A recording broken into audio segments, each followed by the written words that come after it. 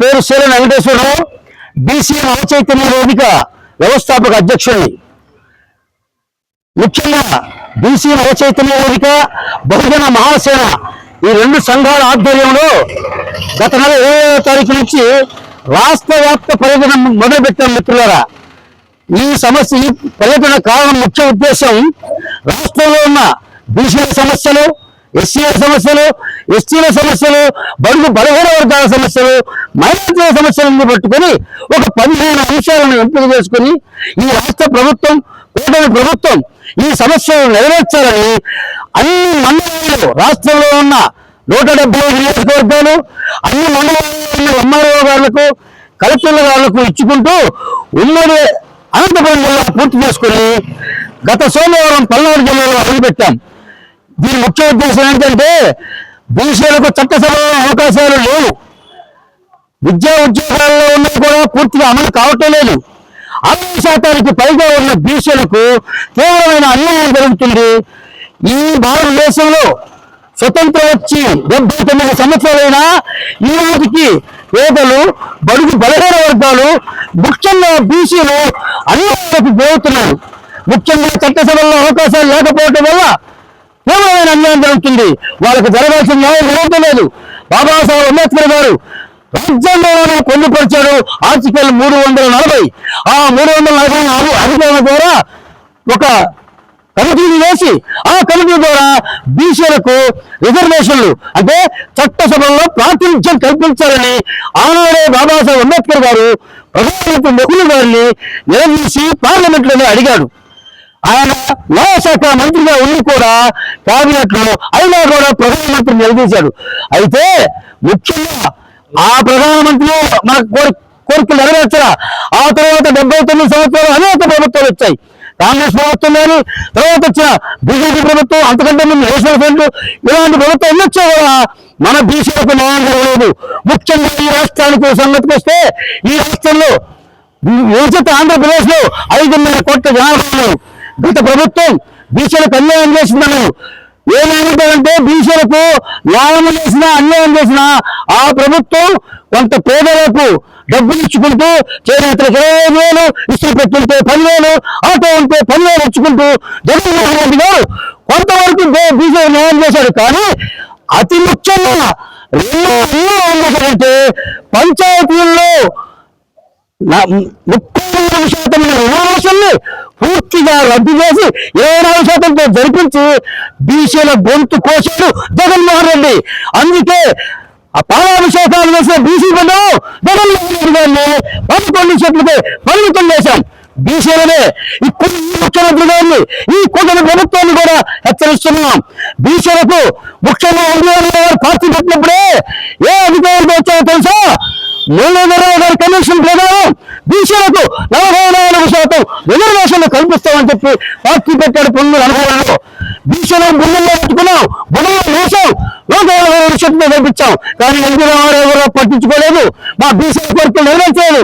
ఆ తర్వాత చంద్రబాబు నాయుడు గారు 2010లో రాష్ట్ర విడిపోక ముందే బీసీలకు లోకల్ బాడీస్ 40% కాదు 50% ఇస్తా ఉన్నాడు. ఆయన 14లో అధికారంలోకి వచ్చిండు. విభజిత ఆంధ్రప్రదేశ్ లో ఆయన నెరవేర్చలేదు. ఆ తర్వాత జగన్మోహన్ రెడ్డి గారు 2019లో బీసీలంటే ఎన్నికలు కాదు బ్యాక్ బోన్ అన్నాడు. బీసీల మొత్తం పంపించావు, ఆయన మిత్రులు పెట్టుకున్నావు.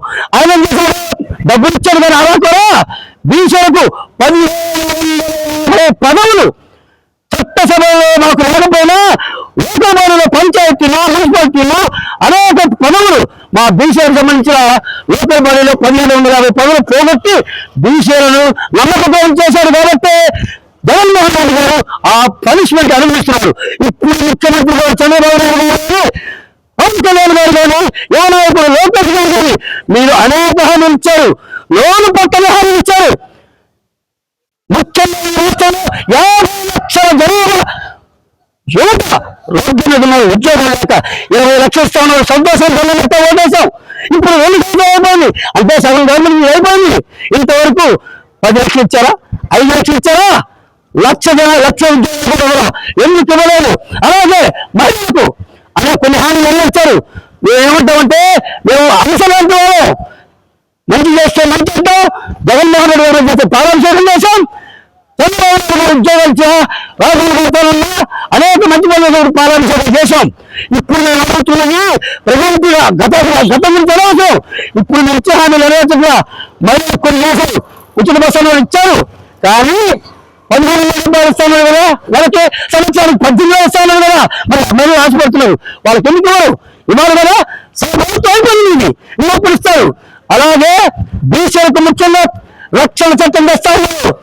బీసీలో దాడులు జరుగుతున్నాయి, జగన్మోహన్ రెడ్డి ప్రభుత్వంలో అన్యాయం జరిగిపోయాయి, అరాచకం జరిగినాయి.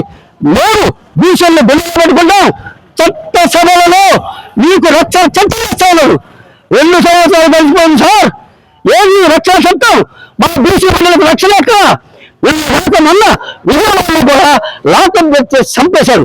బీసీల దాడులు జరుగుతున్నాయి, ఎస్సీల దాడులు జరుగుతున్నాయి, బహుజనుల మీద, బీసీల మీద, ఎస్సీల మీద, ముస్లిం మైనారిటీల మీద కూడా భయంకరమైన దాడులు జరుగుతున్నాయి.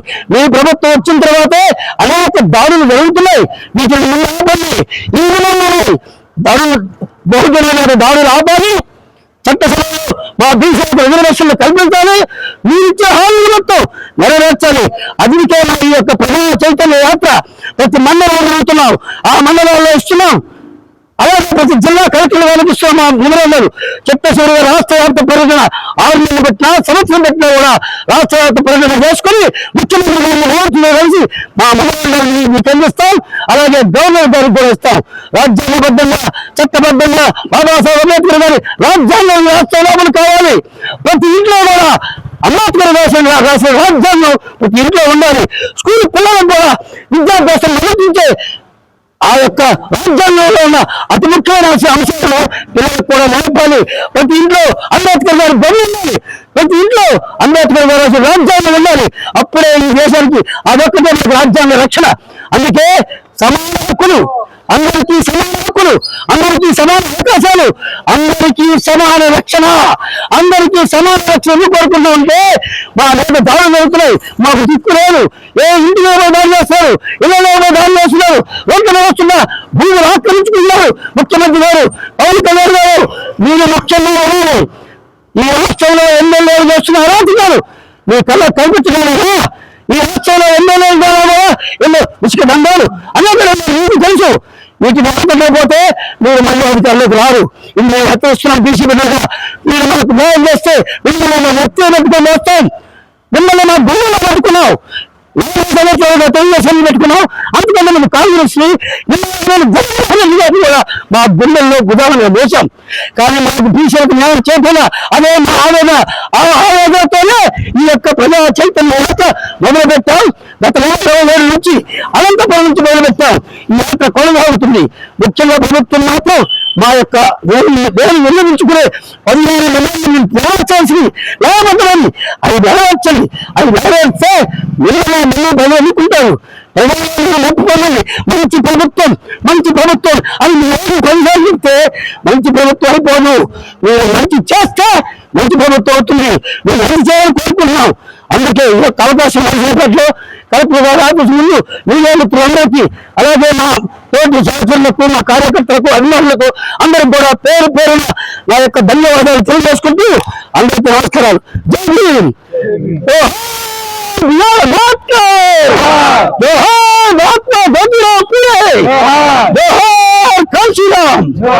వద్దుల్లాని బహుకళాకారులు, వద్దుల్లాని జైపీపీ పార్టీ, వద్దుల్లాని బీసీ నవచైతన్య వేదిక, వద్దుల్లాని బీసీ ఎస్సీ ఎస్టీ మైనార్టీలు, వద్దుల్లాని బీసీ ఎస్సీ ఎస్టీ మైనార్టీల ఐక్యత. Thank you very much.